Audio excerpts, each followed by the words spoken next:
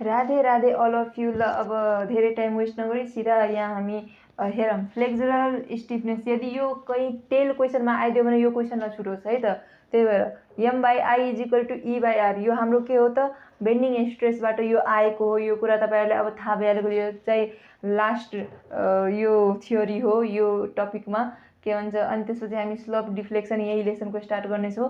So यहाँ के भयो त 1 बाई यो M by I is equal to E by R. So हामी 1 by R is equal to M by E I लेख्न सक्छौँ। So E I is flexural stiffness, जसलाई हामी के भन्न सक्छौँ, इआईलाई नै हामी के भन्छौँ त फ्लेक्सुरल स्टिफनेस, जसलाई हामी के भन्न सक्छौँ फ्लेक्सुरल रिगिडिटी अफ द बिम है त। फ्लेक्सुरल स्टिफनेसलाई नै हामी के भन्न सक्छौँ त flexural rigidity of the beam. So flexural stiffness represents both stiffness of the मटेरियलको स्टिफनेसलाई पनि रिप्रेजेन्ट गर्छ। द्याट इज यो मोडुलस यङ्स मोडुलस है।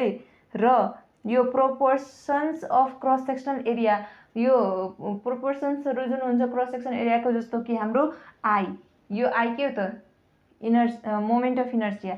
आई होप तपाईँहरूले बुझ्नु भएको छ। सो यो चाहिँ हाम्रो टेल क्वेसनमा सोध्न सक्छ है।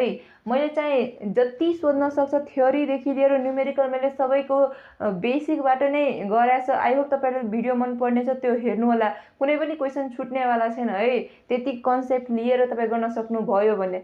सो आई होप भिडियो मन पर्यो होला। तपाईँलाई भिडियो मन परे comment down Radhe Radhe. I am really working hard for everyone. So यति सपोर्ट गरिदिनु पऱ्यो। र I really want some female supporters to, male supporter मात्र भएर हुन्न। सो रियली मतलब a girl can do anything, like dedication हुनु पऱ्यो, हार्ड वर्क हुनु पऱ्यो। So keep supporting.